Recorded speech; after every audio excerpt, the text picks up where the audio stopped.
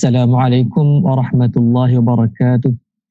Bertemu kita tuan-tuan dan puan-puan yang dirahmati Allah dalam program Hadis Time yang dianjurkan oleh Pusat Islam setiap minggu. Kita bersiaran untuk menceritakan tentang hari akhirat. Sebagaimana yang kita maklum bahawasanya slot kita Hadis Time akan membincangkan berkenaan dengan akidah, iaitu pegangan kita terhadap Allah Subhanahu Wa Taala, terhadap rukun iman dan rukun Islam. Pertamanya, alhamdulillah, bersyukur kepada Allah Subhanahu Wa Taala kerana masih lagi memberikan kepada kita kehidupan, iaitu nikmatnya kehidupan.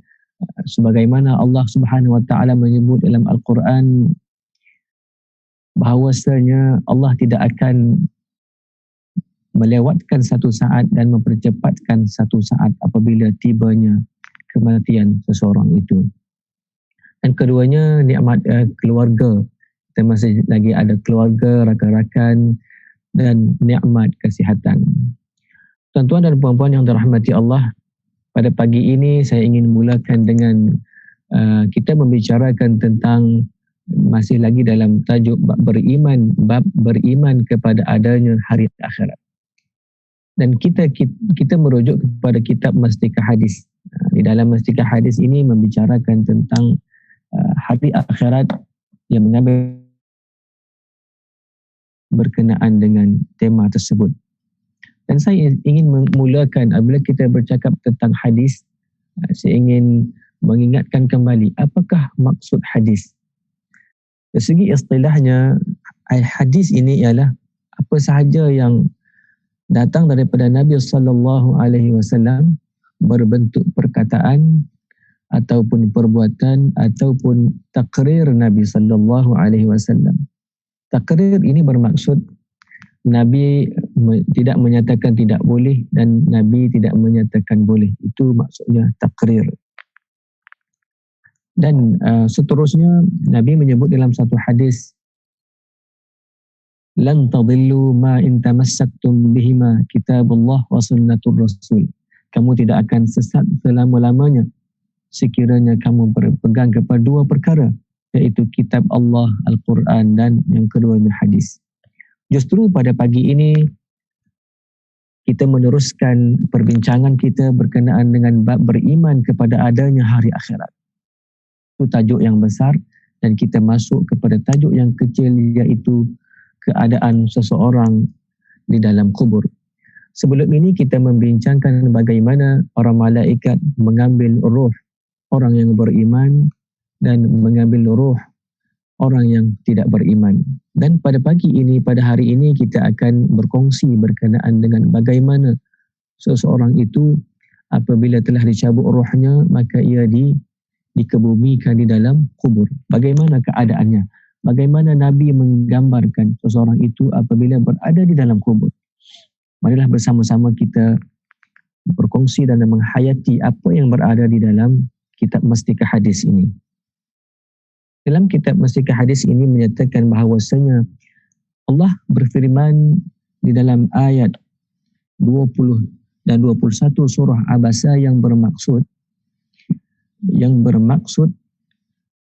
setelah Tuhan memberikan tiap-tiap seseorang kemudahan memahami jalan-jalan yang baik dan buruk, supaya masing-masing berusaha semasa hidup untuk memilih jalan yang baik, Tuhan mematikannya serta menjadikan dia berkubur di tempat yang ditakdirkan Tuhan baginya, sama ada di dalam perut bumi atau perut ikan dan sebagainya. Jadi di dalam ayat surah Abasa ini, ayat 20 dan 21, Allah memberikan kemudahan kepada manusia untuk memahami kitab Allah, memahami hadis Nabi sallallahu alaihi wasallam. Dan kitalah yang memilih ke jalan mana yang kita kehendaki. Lebih-lebih lagi di zaman ini yang mana kecanggihannya, kita boleh mendapati ilmu, mengakses maklumat hanya di hujung jari, di mana sahaja kita berada. Itulah betapa mudahnya untuk kita memahami kalam Allah dan kalam Nabi sallallahu alaihi wasallam. Dan Allah takdirkan kepada kita di mana kita akan meninggal, sama ada kita dikebumikan di dalam bumi ataupun di dalam perut ikan dan sebagainya, ataupun di laut. Dan seterusnya kubur. Apabila kita bercakap tentang kubur, kubur merupakan perhentian yang pertama. Perhentian yang pertama di antara tempat-tempat perhentian alam akhirat. Jadi selepas kita hidup di dunia ini, pertamanya kita berjumpa, travel kita, rehlah yang pertama setelah kehidupan yang pertama ialah kubur. Kubur adalah tempat yang pertama, yang juga dinamakan alam barzakh. Tempat seseorang mendapati apa yang dijanjikan di dalam hadis di bawah. Dan tempat inilah yang akan diceritakan oleh Nabi SAW. Nabi nak cerita apakah yang berlaku di dalam kubur apabila seseorang itu dikebumikan. Marilah kita mendengar kata Nabi SAW. Kata Nabi SAW di dalam bahasa Arab. Marilah bersama-sama kita mendengar ungkap kata Nabi SAW yang diriwayatkan oleh Uthman bin Affan. An Uthman bin Affan radhiyallahu anhu anna Rasulullah sallallahu alaihi wasallam qala innal qabra awwalu manzilin min manazilil akhirah fa inna ja minhu fama ba'dahu aysarahu minhu wa illam yanjuh minhu fama ba'dahu ashaddu minhu rawahu at-Tirmidzi wa Ibnu Majah. Apa kata Nabi sallallahu alaihi wasallam? Hadis ini diceritakan oleh Uthman bin Affan radhiyallahu anhu bahawa Rasulullah sallallahu alaihi wasallam bersabda. Kata Uthman, Nabi berkata, sesungguhnya kubur ialah tempat perhentian yang pertama dari tempat-tempat perhentian alam akhirat. Ada banyak perhentian di alam akhirat. Yang pertamanya ialah alam kubur, iaitu alam barzakh. Oleh itu, jika seseorang terselamat dari huru-hara azabnya, dan sekiranya orang itu terselamat daripada azab kubur, terselamat daripada halangan-halangan kubur, maka dia lebih ringan untuk menghadapi halangan-halangan yang lain. Itu kata Nabi SAW. Dan jika ia tidak terselamat dari yang tersebut, maka huru-hara di tempat-tempat yang lain lebih-lebih lagi.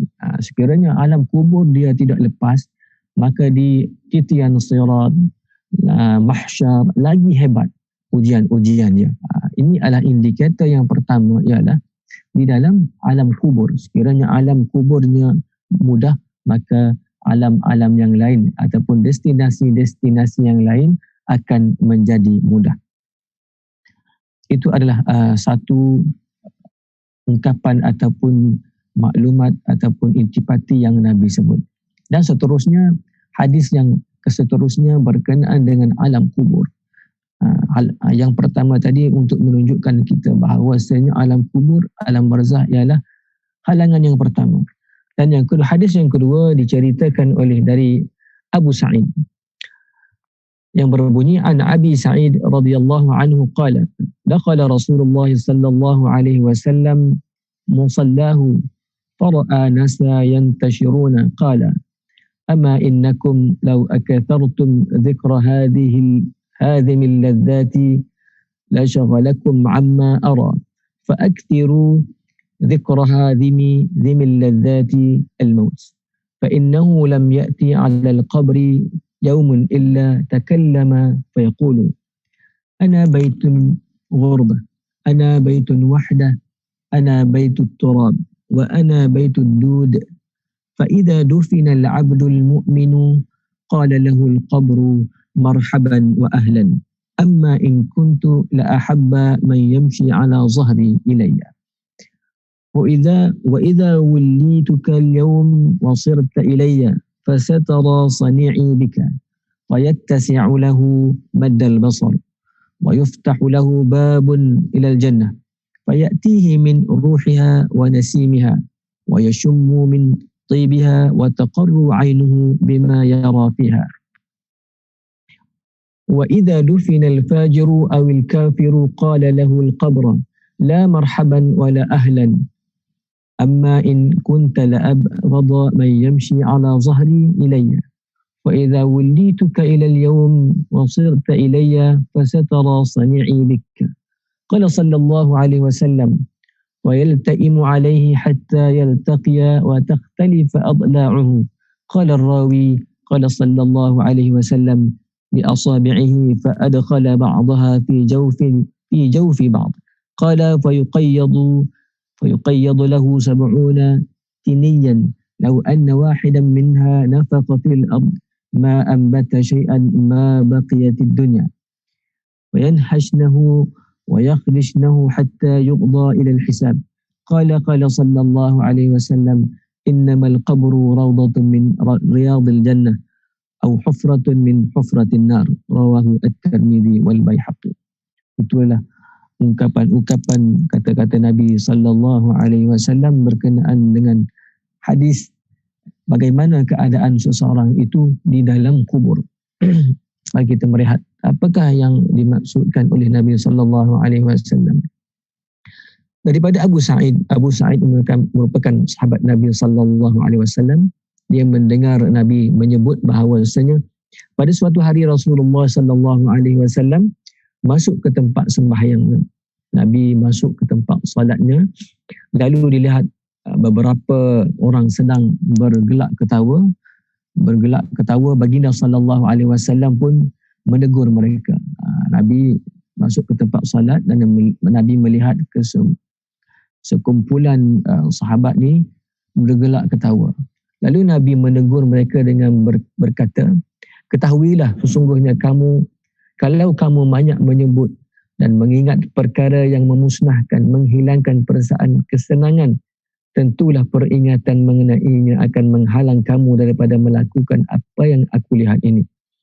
Maka hendaklah kamu selalu mengingati dan menyebut perkara yang memusnahkan dan menghilangkan perasaan kesenangan, iaitulah al-maut. Jadi Nabi SAW menyebut di dalam dunia ini kita kurangkanlah bergelak ketawa perkara-perkara yang tidak berkenaan ataupun tidak memberikan faedah kepada kita. Kita hendaklah sentiasa mengingati al-maut. Al-maut iaitu mati. Dan seterusnya, kerana sesungguhnya pada tiap-tiap hari kubur menyeru. Kita kena ingat, Nabi sebut bahawasanya kita mestilah mengingati mati kerana kubur sentiasa menyeru. Menyeru orang yang hidup ini, katanya, akulah rumah dagang, kata kubur. Akulah rumah yang sunyi. Akulah rumah yang penuh dengan tanah. Akulah rumah yang penuh dengan ulat. Itu adalah kata-kata kubur. Ini kata-kata Nabi SAW kepada kita untuk mengingatkan kita bahawasanya mati itu pasti dan mati itu benar. Dan kita mengingatkan bahawasanya Nabi sebut kubur itu sentiasa memanggil orang-orang yang hidup ini. Kubur, apa kata kubur? Katanya, akulah rumah dagang, akulah rumah yang sunyi, akulah rumah yang penuh dengan tanah, akulah rumah yang penuh dengan ulat. Itu adalah kata-kata kubur yang diceritakan oleh Abi Sa'id mendengar kata-kata Nabi sallallahu alaihi wasallam. Justru tuan-tuan dan puan-puan yang dirahmati Allah, dalam kesibukan kita mencari rezeki, mengejar kehidupan dunia, sebenarnya Allah menghantar kita ke dunia ini adalah untuk beribadah kepada Allah. Ja'ilun fil ardi khalifah, untuk khalifah, untuk mentadbir bumi ini, untuk meneruskan kelangsungan kehidupan di dunia, tetapi destinasi yang terakhir kita ialah hari akhirat. Yang wajib kepada KPI kita di dalam kehidupan ini iaitu beriman kepada Allah. KPI yang utama kita ialah salat 5 waktu, berpuasa bulan Ramadan, berzakat, haji bagi yang berkemampuan. Itu adalah KPI utama di dalam kita, dalam kehidupan kita. Janganlah kita leka dengan mencari rezeki, mencari sesuap nasi, tetapi KPI utama kita menuju Allah Subhanahu Wa Taala kita mengabaikannya. Lalu justru marilah di dalam mencari kehidupan kita di dunia ini, hendaklah kita sentiasa bertafakur untuk mengingati bagaimana kita menghadapi saat-saat kematian, bagaimana kita berada di dalam kubur. Hadis inilah menceritakan kepada kita bahawasanya kubur sentiasa memanggil-manggil orang yang hidup. Apa kata kubur? Aku rumah dagang, Akulah rumah yang sunyi, akulah rumah yang penuh dengan tanah, akulah rumah yang penuh dengan ulat. Dan seterusnya, maka apabila hamba Allah mukmin dikebumikan, dan Nabi sebut orang yang mukmin apabila dia dikebumikan bagaimana keadaannya. Maka apabila hamba Allah yang mukmin dikebumikan, berkatalah kubur. Kubur berkata kepada orang yang mukmin itu, dipersilakan dengan segala hormatnya. Kubur memberikan penghormatan kepada orang yang mukmin yang dikuburkan di dalamnya. Ketahuilah sebenarnya adalah engkau kepadaku sekasih-kasih orang yang berjalan di atasku. Kubur sangat kasih kepada orang yang beriman. Orang yang beriman, orang yang mentaati segala perintah Allah dan meninggalkan segala larangan Allah Subhanahu wa taala. Oleh itu apabila engkau sampai kepadaku, kata kubur, dan diserahkan urusanmu kepadaku pada hari ini, dan apabila orang kebumikan mayat tersebut, maka itu adalah urusan kubur menguruskannya. Maka engkau akan melihat layananku kepadamu. Kubur itu memberikan layanan kepada orang mukmin sebagaimana yang akan diceritakan oleh Rasulullah. Kubur itu pun menjadi lapang, dan apabila orang mukmin itu masuk ke dalam kubur, kubur itu menjadi lapang. Itulah menjadi lapang baginya seluas mata memandang. Itu adalah syafaat ataupun kelebihan orang yang beriman ataupun orang yang mukmin. Kubur menjadi lapang. Seterusnya dibukakan baginya sebuah pintu ke syurga, dan apabila telah menjadi lapangnya kubur tersebut, maka kubur tersebut akan membuka, ada pintunya, access door ke syurga. Di dalam kubur itu terus nampak ke syurga, lalu datang kepadanya sebahagian daripada bau syurga dan udaranya. Apabila pintu syurga itu dibuka, maka terdapat bauan syurga masuk ke dalam di mana jasad mayat itu berada. Dia telah mendapati bau dan udara syurga itu telah dirasai oleh orang yang beriman, kata Nabi sallallahu alaihi wasallam. Serta ia dapat mencium dari baunya yang semerbak harum. Terdapat bau-bauan harum daripada syurga, dan merasa senang hati dan dari segala yang dilihatnya dalam syurga itu, dan dia rasa tenang dan dia rasa happy apabila melihat keadaan syurga yang disediakan kepadanya. Itu adalah gambaran-gambaran orang yang beriman apabila masuk ke dalam alam barzakh. Kita hisap kembali bagaimanakah kehidupan kita di dunia. Sekiranya kita inginkan kelapangan kita di alam kubur, maka kita hendaklah bermuamalah dengan manusia dengan sebaik-baiknya. Di dalam satu hadis Nabi sallallahu alaihi wasallam menyebut, lam yashkurin nas lam yashkurillah. Sekiranya manusia itu tidak berterima kasih kepada manusia, sudah tentunya dia tidak berterima kasih kepada Allah Subhanahu wa taala. Itu adalah gambaran-gambaran orang beriman apabila dimasukkan ke dalam kuburnya mempersilakannya masuk, dan kubur melapangkan seluas mata memandang, dan terdapat pintu terus ke syurga, dan mendapat bau-bauan haruman daripada syurga. Terus dia merasai, menikmati haruman, dan boleh terdapatnya pintu ke syurga. Dan bagaimana pula sebaliknya, sekiranya orang yang masuk ke alam kubur ataupun alam barzakh ini adalah orang yang berdosa, orang yang banyak berdosa kepada Allah, dan orang yang kafir. Dalam hadis ini ada dua Nabi sebut. Yang pertama tadi orang yang beriman kepada Allah, dan yang kedua ini adalah orang yang berdosa. Wa idza dufina al-fajiru awil kafir. Dan sekiranya dikebumikan orang yang berdosa dan orang kafir, bagaimana keadaannya? Marilah sama-sama kita melihat gambaran-gambaran yang diberikan oleh Nabi sallallahu alaihi wasallam tentang orang berdosa dan orang kafir. Kata dalam hadis ini, dan sebaliknya apabila orang yang berdosa atau orang kafir dikebumikan, berkatalah kubur. Kubur berkata kepada orang kafir ataupun orang berdosa itu, tidak layak engkau disebut dan dipersilakan. Tidak layak katanya kubur itu kepada mereka. Kamu berkatalah kubur kepadanya, tidak layak engkau disebut dan tidak, maksudnya tidak dipersilakan. Masuk begitu sahaja. Ketahuilah sebenarnya engkau kepadaku, aku sebenci-benci orang yang berjalan di atasku. Maksudnya kubur sangat benci kepada orang kafir dan orang berdosa apabila masuk ke dalam kubur. Itu adalah layanan kubur kepada orang kafir dan orang yang berdosa.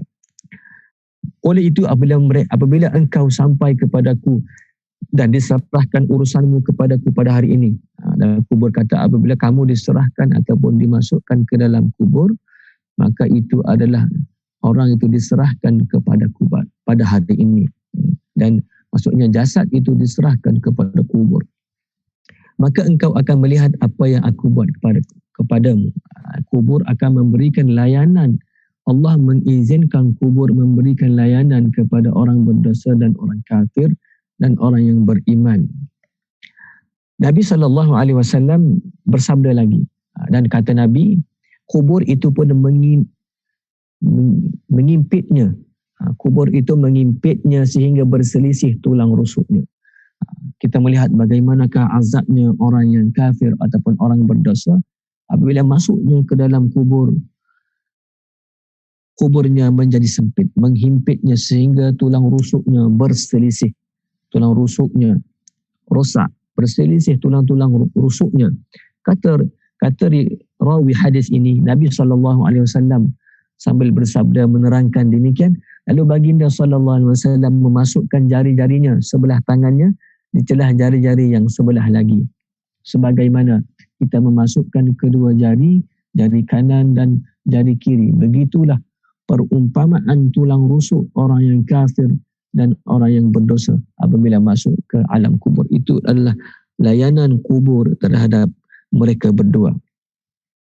Dan baginda SAW bersabda lagi, dan Nabi berkata lagi, dan dilepaskan kepada orang itu 70 ekor ular besar. Dan adanya, dahlah dia dihimpit oleh kubur, berselisih tulang rusuknya, dan seterusnya dia dilepaskan. Allah melepaskan ular besar 70 ekor. 70 ekor ular dilepaskan ke dalam kuburnya. Seekor ular yang besar yang kalau seekor ular di antaranya menghembuskan nafasnya di bumi, sekiranya ular itu menghembuskan nafasnya ke bumi, nescaya tidak akan tumbuh sesuatu pun dari tumbuh-tumbuhan atau tanaman selagi dunia ini masih wujud. Itu adalah untuk menunjukkan kepada kita bahawasanya betapa azabnya orang kafir dan orang berdosa ini. Dahlah berselisih tulang rusuk, dihantarnya 70 ekor ular. Sekiranya ular itu menghembuskan nafasnya, baru menghembuskan nafasnya, belum lagi mengeluarkan bisanya, tidak akan tumbuh tumbuhan ataupun tanaman yang akan tumbuh di dunia ini. Itu adalah kata-kata Nabi SAW. Kemudian ular-ular itu akan mematuk-matuknya. Ular yang 70 itu akan mematuk orang kafir, orang yang berdosa itu, dan meluka-lukakannya sehingga ia dibawa untuk dihisab dan menerima balasan, sehinggalah dia menerima balasan. Kata rawi hadis ini, Nabi SAW bersabda lagi bahawa sesungguhnya kubur itu adalah sebuah taman dari taman-taman syurga atau sebuah gaung dari gaung-gaung neraka. Itulah kata-kata Nabi SAW.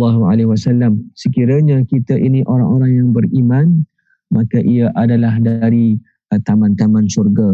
Dan sekiranya kita orang yang berdosa ataupun kafir, ia adalah daripada gaung-gaung neraka ataupun tempat-tempat yang sangat menggerunkan ataupun mengazabkan. Hadis riwayat At-Tirmidzi wal Baihaqi. Tuan-tuan dan puan-puan yang dirahmati Allah, itu adalah gambaran-gambaran alam kubur yang diceritakan oleh Nabi SAW kepada kita untuk kita merenung kehadapan bagaimanakah nasib dan keadaan kita dengan melalui kehidupan di dunia ini. Kita boleh merasakan gambaran-gambaran tersebut di dalam diri kita.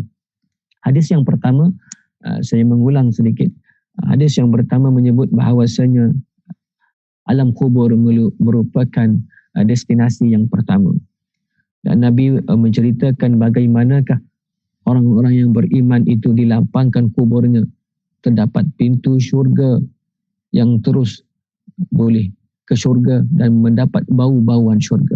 Dan sekiranya orang itu orang kafir dan berdosa, kuburnya akan menghimpit sehingga berselisih tulang rusuknya dan dihantar 70 ekor ular mematuk-matuknya. Dan itu adalah balasan-balasan bagi orang-orang yang beriman dan orang-orang yang tidak beriman. Tuan-tuan dan puan-puan yang dirahmati Allah, itu adalah cerita-cerita ataupun pesanan-pesanan Nabi SAW kepada kita. Sekiranya atuk kita pesan, pemimpin kita pesan, ataupun bos kita pesan, kita selalu mengingatinya. Lebih-lebih lagi Nabi SAW berpesan kepada kita, marilah kita berkongsi hadis ini kepada diri kita, kepada rakan-rakan kita, isteri, anak-anak kita, seterusnya kepada orang-orang yang berada di bawah kita. Dan apabila kita mati esok, antara perkara-perkara yang boleh memberikan syafaat kepada kita antaranya waladun salih yad'ulah, anak salih yang mendoakan kepada kita, sadaqatul jariyah, sedekah jariyah, dan yang ketiga antaranya al-ilmu yantafi'u bih, ilmu yang kita sebarkan, yang kita share, yang kita like, subscribe, menjadikan pendinding ataupun syafaat kepada kita pada hari esok. Justru apabila kita mendengar tentang hadis Nabi ini, marilah kita berkongsi dengan sesiapa sahaja yang membaca, dan ia akan menjadikan syafaat kita di hari akhirat esok. Seterusnya, tuan-tuan dan puan-puan yang dirahmati Allah, hadis yang keseterusnya, hadis yang diriwayatkan oleh Abu Hurairah. An Abi Hurairah, yang tadi disebut, yang diriwayatkan oleh Abi Sa'id, yang kedua, dan yang pertama Utsman bin Affan, yang kedua disebut oleh Abi Sa'id, dan yang ketiganya yang diriwayatkan oleh Abi Hurairah.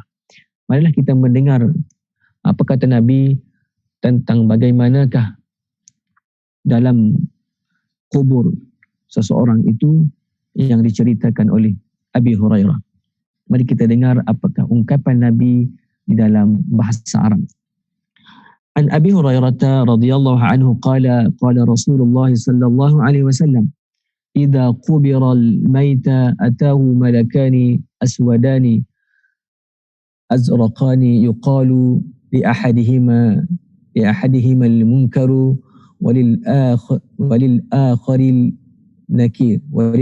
النكير فيقعدانه بعد إعادته روحه في جسده فيقول له ما كنت تقول في هذا الرجل وفي رواية لأبي داود ما كنت تعبد فإن الله هداه قال كنت أعبد الله فيقال له ما كنت تقول في هذا الرجل وفي رواية أخرى له أيضا فيقولان له من ربك فيقول ربي الله فيقول له ما دينك فيقول دين الإسلام فيقولان له ما هذا الرجل الذي بعث فيكم فإن كان مؤمنا قال وعبد الله ورسوله أشهد أن لا إله إلا الله وأن محمدا عبده ورسوله فيقولان له قد كنا نعلم أنك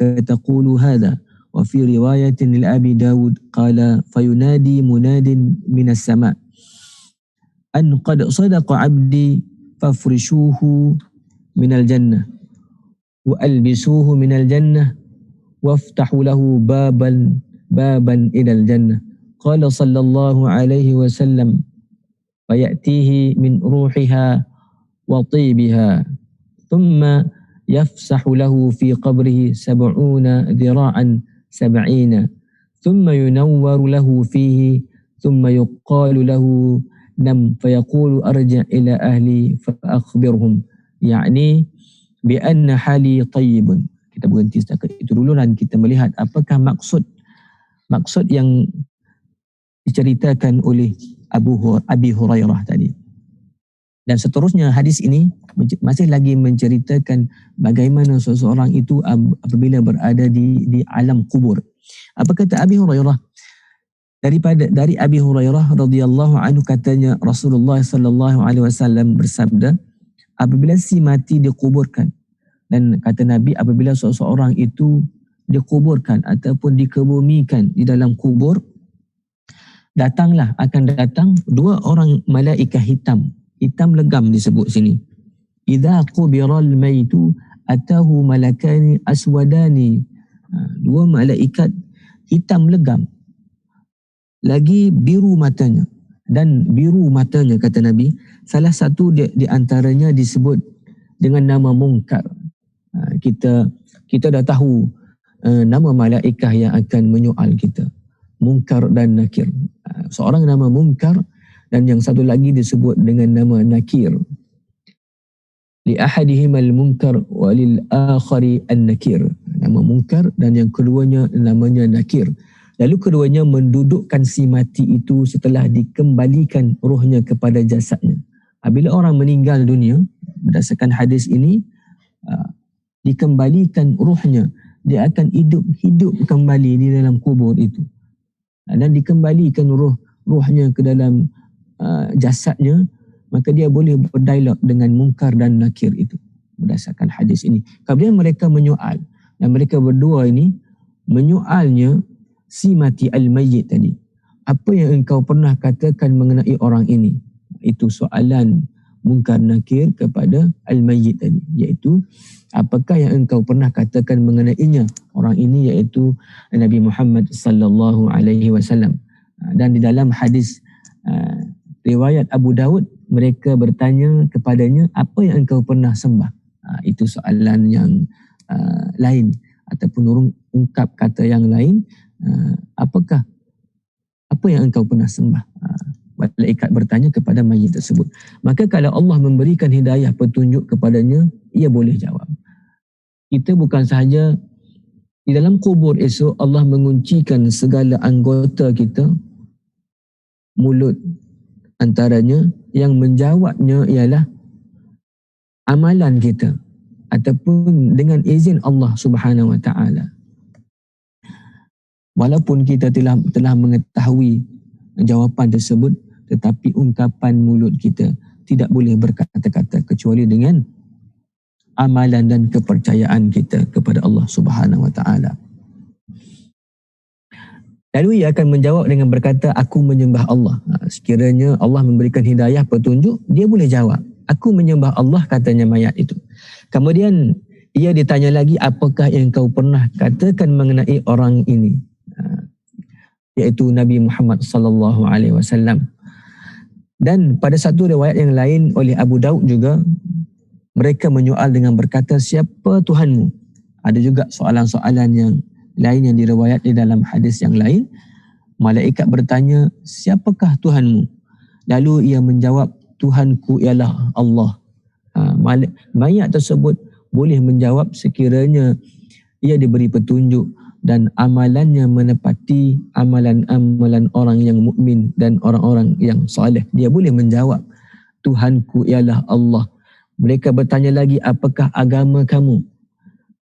Ia menjawab, agamaku ialah Islam. Dan seterusnya, siapa dia orang yang telah diutuskan di dalam kalangan kamu? Maka kalau si mati orang yang beriman, ia akan menjawab dengan berkata, orang itu ialah Nabi Muhammad sallallahu alaihi wasallam, ialah hamba Allah dan Rasulnya. Aku mengetahui serta meyakini bahawa sesungguhnya tiada Tuhan yang berhak disembah melainkan Allah, dan bahawa sesungguhnya Nabi Muhammad itu ialah hamba Allah dan Rasulnya. Mereka berkata lagi, kamu sedia mengetahui bahawa engkau mengakui yang demikian itu. Dan pada satu riwayat lain oleh Abu Daud bahawa baginda sallallahu alaihi wasallam bersabda, lalu diseru oleh penyeru dari langit, katanya, sungguhnya benar hambaku, maka bentangkanlah kepadanya satu hamparan dari syurga. Tuan-tuan dan puan-puan yang dirahmati Allah, sekiranya kita mampu menjawab soalan tersebut, man rabbuka, man nabiyuka, ma dinuka, itu adalah, maka Allah akan bentangkannya hamparan ke syurga. Itu adalah kunci-kunci ataupun soalan-soalan kita ke syurga. Siapakah Tuhan kamu? Apakah Nabi kamu? Siapakah saudara kamu? Apakah agama kamu? Itu adalah soalan-soalan yang diceritakan oleh Abu Hurairah yang telah mendengar daripada Nabi sallallahu alaihi wasallam. Sekiranya seseorang hamba itu dapat menjawab soalan-soalan tersebut, maka dibentangkan syurga di hadapannya. Dan seterusnya, apabila dia telah dapat menjawab soalan tersebut dengan sebaiknya, dengan amalannya, dengan rahmat dan rahim Allah memberikan petunjuk kepadanya, maka ia dipakaikan dari pakaian daripada syurga, serta dibukakan baginya sebuah pintu ke syurga. Dia dipakaikan dengan pakaian syurga dan dibukakan pintunya untuk ke syurga. Rasulullah sallallahu alaihi wasallam bersabda lagi, lalu datang kepadanya sebahagian dari bau syurga dan keharumannya. Kemudian dilapangkan kuburnya seluas 70 hasta persegi dan diberikan cahaya yang menerangi kuburnya. Apabila dia dapat menjawab, maka dia dapat menghirup bauan syurga. Dilapangkan kuburnya 70 hasta persegi dan kuburnya menjadi bercahaya. Kemudian dikatakan kepadanya, maka malaikat pun berkata kepadanya, tidurlah. Maka ia berkata, bolehkah aku balik? Maka si mayit ini pun berkata kepada para malaikat itu, bolehkah? Setelah dia dapat menjawab soalan tersebut, Allah membukakan kepadanya pintu syurga, memakai pakaian syurga, menerangi kuburnya sehingga tu hasta persegi. Maka malaikat pun berkata kepadanya, tidurlah. Malaikat menyuruh mayit tersebut tidur. Dan mayit tersebut berkata, bolehkah aku balik kepada keluargaku supaya dapat aku ceritakan kebaikan halku.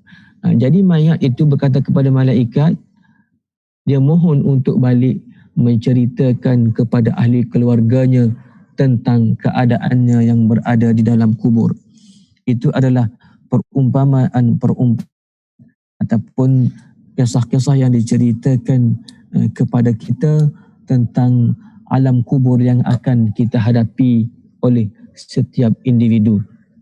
Yang mana sekiranya kita ni seorang yang beriman kepada Allah Subhanahu Wa Taala, patuh kepada Al-Quran dan As-Sunnah, maka kita mendapat menjawab soalan-soalan man rabbuka, man nabiyyuka, ma dinuka, wa ma ikhwanuka, wa man ikhwanuka, siapakah saudara kamu, dan diberinya pakaian syurga, diluaskan kuburnya dan menikmati bauan syurga. Dan mayit tersebut ingin menceritakan kepada ahli keluarganya. Tuan-tuan dan puan-puan yang dirahmati Allah, itulah gambaran-gambaran di alam kubur yang akan kita hadapi, yang akan dihadapi oleh setiap manusia yang bernyawa. Tuan-tuan dan puan-puan yang dirahmati Allah, sekadar itulah pertemuan kita pada pagi ini, dan saya akan meneruskan tentang hadis ini di dalam siri yang keseterusnya dengan lafaz aqulu qawli hadza wa astaghfirullah li wa lakum. Wassalamu alaikum warahmatullahi wabarakatuh. Norma baharu solat berjemaah. Hari Jumaat, jam menunjukkan pukul 12.30 tengah hari.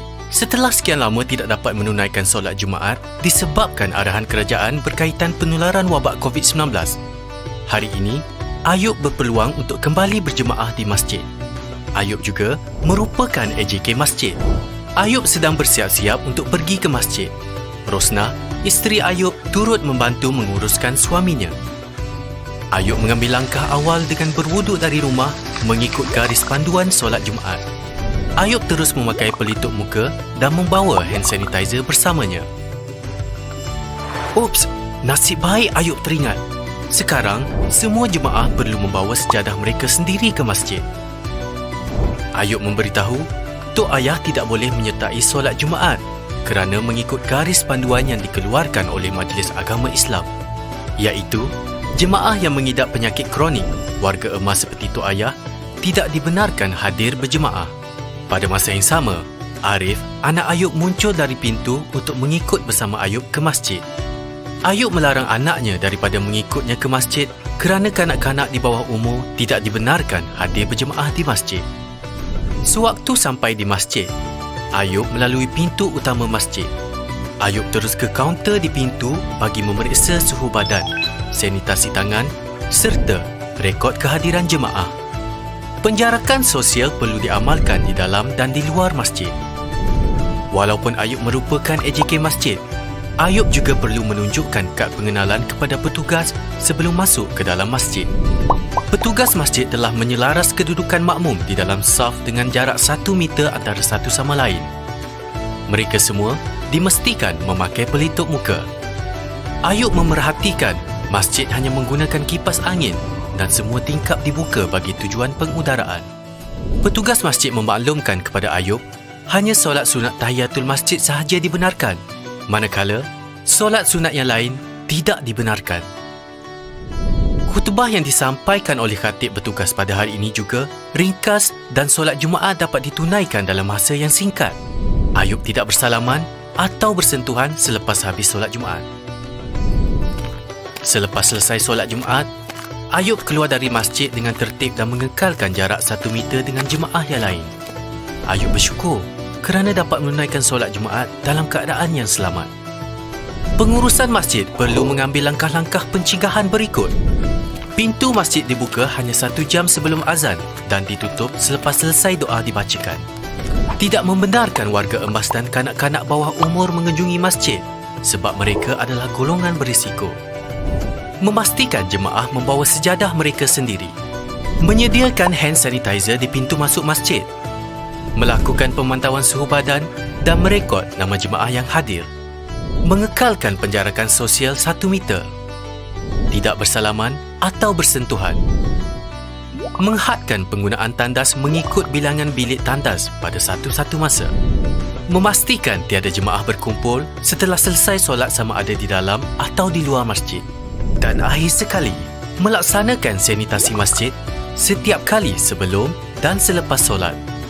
Norma baharu dalam mengunjungi rumah ibadat yang dilalui oleh Ayub bukan sahaja untuk orang Islam. Kawan-kawan Ayub daripada pelbagai agama juga perlu mematuhi perkara yang sama apabila ke rumah ibadat masing-masing. Pada masa yang sama, pihak pengurusan rumah ibadat perlu mematuhi garis panduan yang ditetapkan oleh pihak berkuasa.